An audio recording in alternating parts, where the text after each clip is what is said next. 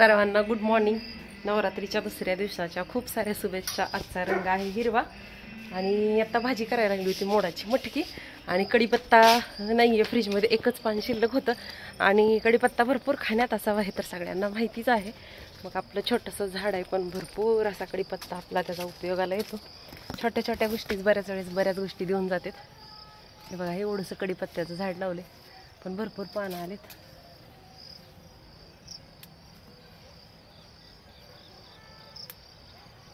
ह्याचीच जशी मोठी होतील ना तशी 4-4 पानं काढून ठेवते मी, पण लक्षात नव्हतं की बॉक्समधला कढीपत्ता संपला आहे म्हणून म्हटलं पटकन घेऊन यावा। आज पटकन ही छोटीशी गोष्ट आहे। लिंबाचं झाड म्हणा आणि कढीपत्ता म्हणा फार गरजेचा असतो। अशी एखादी छोटीशी गोष्ट नसते दारापुढे असले आणि अचानक ती उपयोगाला आली की तिची किंमत कळते की काय किंमत आहे ह्या वस्तूची। असं भाजी रेसिपी बघा, भाजीची तयारी सगळी करून घेतली ती, कढीपत्ता धुवून स्वच्छ घेतला आणि घरीच आहे बघा मोड आणलेली मटकी आहे ही। किती सुंदर मोड आलेत बघा ह्या मटकीला, मस्त असे एकदम। आणखीन जर ठेवली असती ना थोडा वेळ तर आणखीन छान मोड आले असते हिला, पण आता मला गडबड आहे भाजी करायची। जितक्या साध्या भाज्या तितक्या हेल्दी भाज्या खरं तर। असो, कढईमध्ये 3 ते 4 चमचे तेल गरम करण्यासाठी ठेवलं होतं, कारण या दोघींचे डब्बे परत आहो आणि मी असं म्हणून भाजी थोडी जास्त बनवावी लागती, कारण डब्यांना द्यावी लागते। तेल कडकडीत गरम झालं की मसाल्याच्या डब्यातला छोटा अर्धा चमचा जिरं, छोटा अर्धा चमचा मोहरी टाकून घेतली। आणि खरं तर ना मी प्रत्येक व्हिडिओमध्ये सांगतच असते की जिरा आणि मोहरी जी आहे ना छान तडतडायला हवी तेलामध्ये, म्हणजे त्याचा छान फ्लेवर उतरतो। त्यानंतर मीडियम साईजचे 2 मोठे कांदे आहेत ना ते कट करून घेतले होते। आणि ज्यावेळेस कोणत्याही भाजीत तुम्ही कांदा वापरताना चांगला सोनेरी रंग येईपर्यंत 3 मिनिटापर्यंत परतून घ्यायचा। त्यानंतर एका छोट्या उकळीमध्ये ना 1 ते 6 लसणाच्या ज्या कुड्या आहेत ना ते ठेचून घेतल्या होत्या।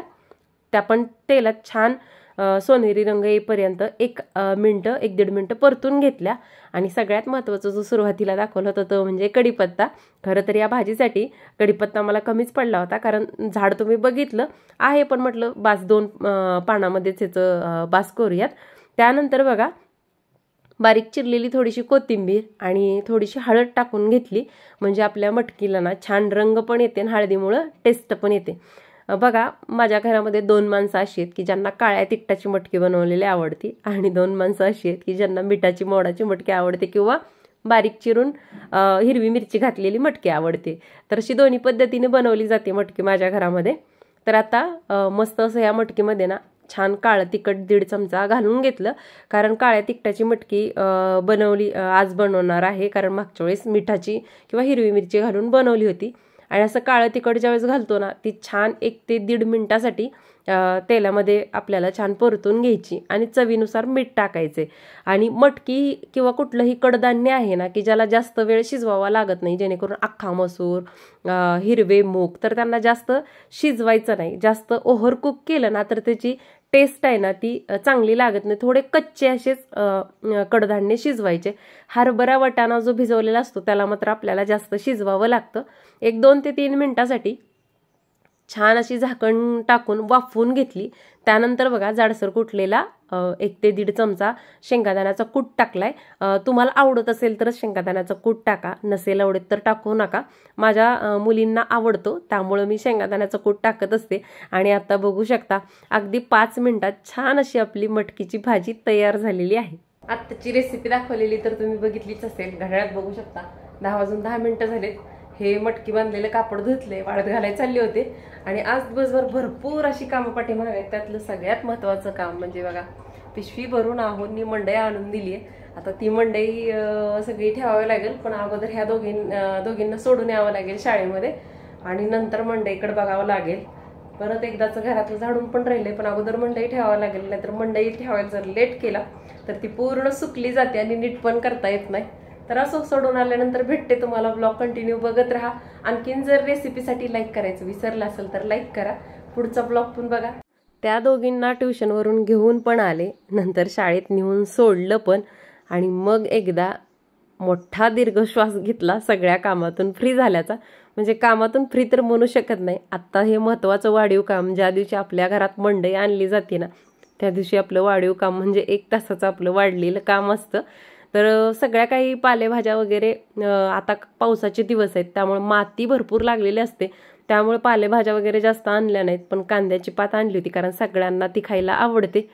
नेहमी रेग्युलर भाज्या त्याच आणल्या जातात की ज्या घरात आवडीने खाल्ल्या जातात, किंवा भाज्या आणताना अशा आणाव्या लागतात की एकच भाजी बनवली ना त्या दोघींच्या डब्याला दिली जावी. बऱ्याच वेळेस असं होतं की एकाला भेंडी आवडते तर एकाला आवडत नाही, किंवा एकाला वांगा आवडते तर एकाला आवडत नाही.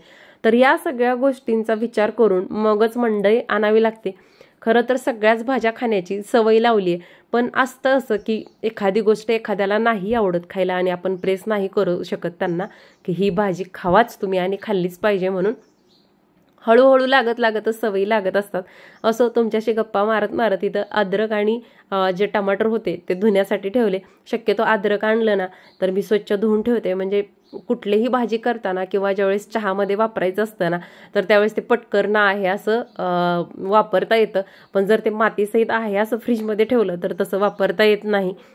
सगळ्यात जास्त अगोदर मंडई आणल्यानंतर माझा फोकस असतो ते म्हणजे पालेभाज्या नीट करण्यावरती. पण पालेभाज्या काही आणल्या नव्हत्या. आहोंना मीच म्हटलं होतं खूप माती असते त्याला आणि आणू नका, खूप वेळा वॉश कराव्या लागतात.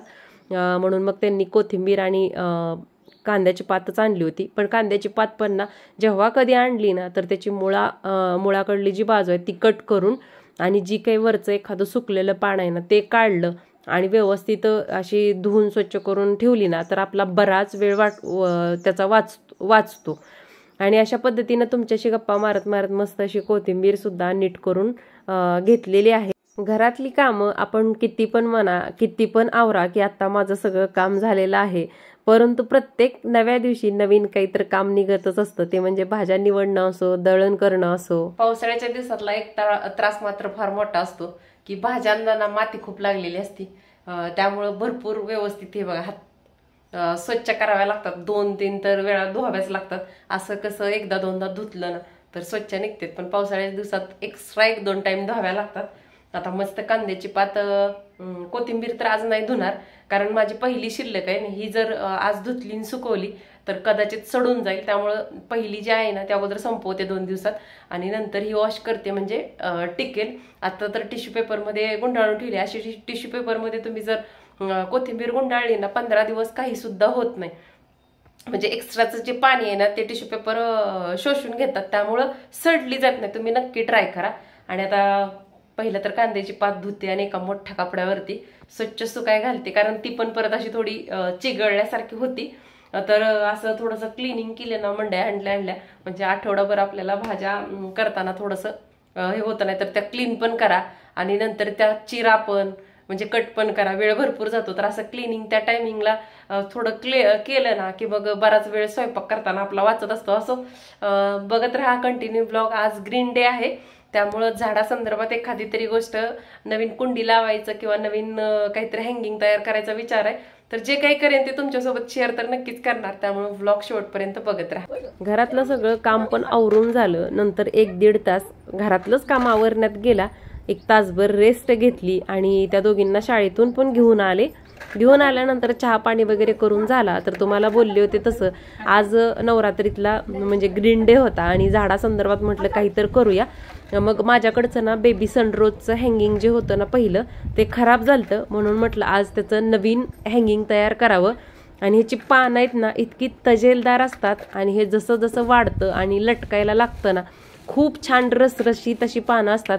आणि अगदी छोट्या बेबी पिंक कलरची अशी छोटी छोटी 4 आण्याच्या नाण्यासारखी छोट्या आकाराची फुलं येतात आणि दिसायला पण ती खूप सुंदर अशी दिसतात. तर म्हटलं एक आठवण असती. आता जेव्हा कधी मी त्या हँगिंगकडे बघेन ना तेव्हा मला आठवणीत येईल की हे नवरात्रात मी हँगिंग बनवलं होतं म्हणून. तर अशा छोट्या छोट्या मेमरी आहेत ना चांगल्या, त्या कलेक्ट करत राहायचं.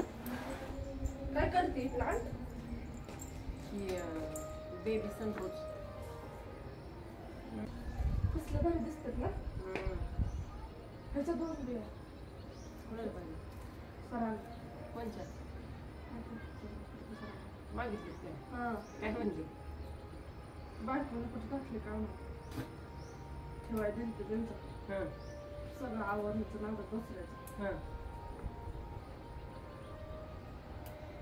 बरं आठवणीत राहिले तू दिलेत म्हणून मला सांगत होतं काल. ह्याच्यातला एक पाकळी एक कलर आहे काय त्याच्यानंतर ऐकलं सुकली ती पाणी घालायचं पाच जुळती की सोलरला चळपाक करावं लागेल आणि परत पांढरी एक आहे आणि थोडीशी पावडर काय काय ना ती दाखवते तसं तोडून घेतो तो खाल्लं का हा 12 वाजता त्यांच्यातलं ना ते चिनी गुलाब आहे ना ती लय मोठा आहे अगं ते खाली लावलं ना ऊन भरपूर मिळालं का ह्या सीझन मध्ये ते कशी ते सावकाशी मातीची एक टोकरी आहे आणि ऊन आहे उन्हात येत ग त्याला कसं आहे ह्याला चिनी गुलाबला भरपूर ऊन लागते तुला सांगते सुकत लगेच पण ऊन असलं ना की भरपूर त्याला फुले इतकं बेबी पिंक आहे म्हणजे बेबी पिंक डार्क राणी हा सॉरी हा डार्क राणी कलर अशी एवढी फुले आहेत डार्क मोठे येते ग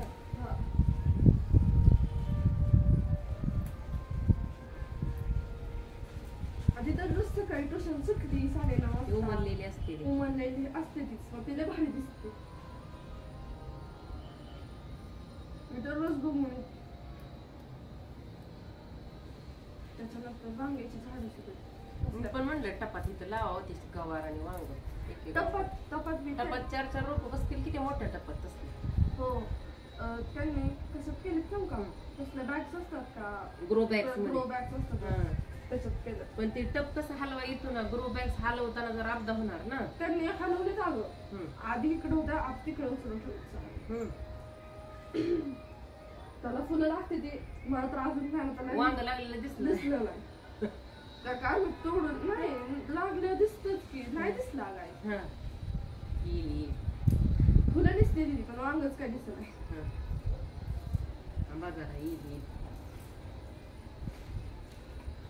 ती राहिलंय तिथं अजून आहेत बाजरी पाण्यात ती करायचंय खत आणायचंय ग तिकडून त्या दुधाल्या मामाच्या बघितलं ही शेण आहे ग खत म्हणजे कसं जुनं ही झालेलं खत मुरलेलं समजलं मुरलेल्यात आणि ह्या शेणात फरक राहतो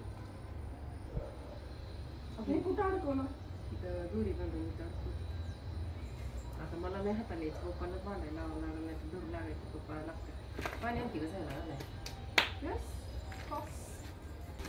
तर अशा पद्धतीनं माया लेकींनी छान अशा गप्पा मारत मारत हे एक हँगिंग तयार केलं आणि नंतर त्याला पाणी सुद्धा घातलं तर जेव्हा कधी तुम्ही जे फांद्यापासून झाडं तयार होतेत ना समजा चिनी गुलाब असतो किंवा असं बेबी सनरोज असतं किंवा ऑफिस टाइम असतं तर त्याचे छोटे छोटे तुकडे करून लावायचे जर एकदम लांब अशी फांदी लावली ना तर त्याला वरती फांदीला जे काय आहार आहे ना ती भरपूर व्यवस्थित पोचत नाही त्यामुळे ते लवकर व्यवस्थित पाहिजे तसं ग्रो करत नाही त्यामुळे काय करायचं असं फांदीमध्ये ज्यावेळेस लावतो ना तर छोटा तुकडा आहे ना जेवढा छोटा तुकडा लावता येईल ना तेवढा छोटा तुकडा लावायचा म्हणजे छान असं ती रोप आहेत ना चिटकली जातात तर असो तुमच्याशी गप्पा मारत मारत सगळं छानरित्या करून झालंय तर आजचा हा छोटासा छानसा ब्लॉग आवडला असेल तर नक्कीच चॅनलला लाईक आणि सबस्क्राईब करा व्हिडिओ जास्तीत जास्त शेअर करा आणि असंच तुमचं माझ्यावरती प्रेम राहू द्या नंतर भेटू छानशा ब्लॉग सोबत तोपर्यंत श्री स्वामी समर्थ